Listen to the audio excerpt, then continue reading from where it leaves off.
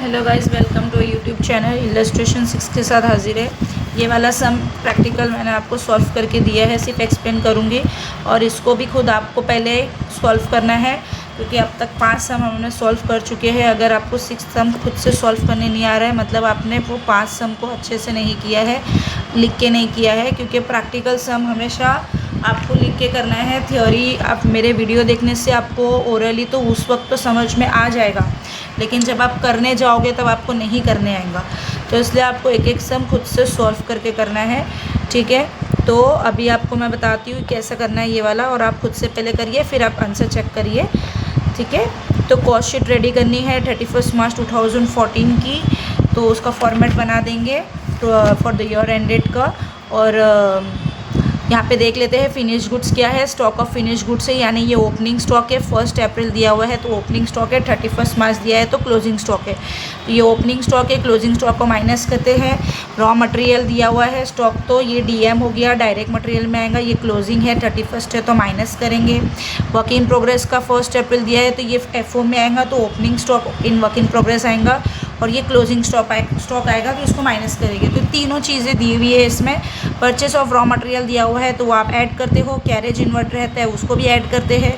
Wages है जो ये डायरेक्ट वेजिस हो गया है। Work manager salary, work manager salary मतलब वर्क्स कॉस्ट में आएंगी, तो एफओ लिखा है मैंने। फैक्ट्री एम्प्लॉयज़ की सैलरी फैक्ट्री कॉस्ट में आएंगी, तो फैक्ट्री में लिखा है। फैक्ट्री रेंट एफओ में आएगा। पावर एक्सपेंसेस एफओ में आएगा। अदर प्रोडक्शन एक्सपेंसिव, प्रोडक्शन जहाँ पे प्रोडक्शन होता है कहाँ पे होता है, फैक्ट्री में होता है। पावर बिजली वगैरह कहाँ पे लगती है मशीनों के लिए, उसका खर्चा, तो वो सारी चीज़ें फैक्ट्री में आएंगी, ठीक है। Sales of for the year sales में आएगा। और इनकम टैक्स हमारा नहीं आएगा, इनकम टैक्स को हम लोग नहीं लिखेंगे। डिविडेंड रिसिप्ट को नहीं लिखेंगे। इंटरेस्ट ऑन डिबेंचर्स को नहीं लिखेंगे। Transfer to sinking for goodwill return of, ये सारी चीज़ें हमारे उसमें नहीं आएंगी, इससे कुछ लेना देना नहीं है, ठीक है। अब सेलिंग एक्सपेंसेस यानी ये हमारा एसडी में आएगा, और जनरल एक्सपेंसेस यानी हमारा ये ओए में आएगा। बहुत इजी सम है, इसमें सेल्स नहीं दिया हुआ है, सेल्स दिया हुआ है तो उसको आपको माइनस करके निकालना रहेगा, ठीक है। अब ये देखिए आपने ओपनिंग स्टॉक लिख दिए हमने, 40,000 परचेस लिख दिए और कैरेज इन्वर्ट लिख दिए, तीनों को प्लस कर दिए। उसका जो आंसर आया उसको क्लोजिंग स्टॉक से माइनस करके आंसर आया 4,77,500, ठीक है। अब डायरेक्ट वेजेस लिख दिए 1,75,000, तो प्राइम कॉस्ट मिल गया हमको 6,52,500।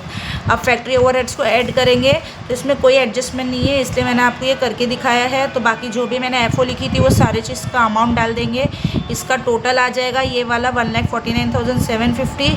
उसमें opening stock of work in progress add करेंगे, 1,64,750 आया, उसको क्लोजिंग करेंगे 10,000 माइनस करेंगे, तो आंसर आएगा 1,54,750। फिर वो हमारा इसको और इसको ऐड करेंगे तो फैक्ट्री कॉस्ट निकल जाएगा।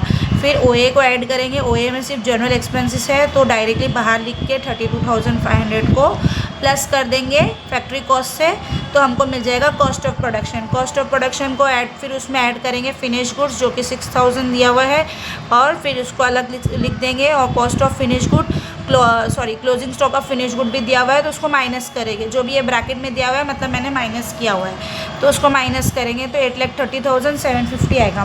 फिर उसमें ऐड करेंगे एस&डी, क्योंकि कॉग्स आ गया हमारा।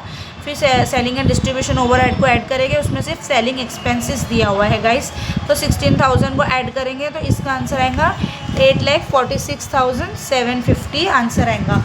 तो हमारा ये क्या हो गया, कॉस्ट ऑफ सेल्स। दूसरे पेज पे आया तो मैंने कॉस्ट ऑफ सेल्स वापस लिखा है। अब सेल्स क्या है हमारा, 8,60,000 है सेल्स, तो उसको मैंने यहाँ पे सेल्स लिख दिया। अब 8,60,000 ये है, कॉस्ट ऑफ सेल्स ये है, तो ये दोनों को माइनस करेंगे तो हमको आंसर प्रॉफिट मिल जाएगा, ठीक है। बहुत ईजी सम है, तो आप लोग खुद से करिए। Thank you very much. Please like share and subscribe.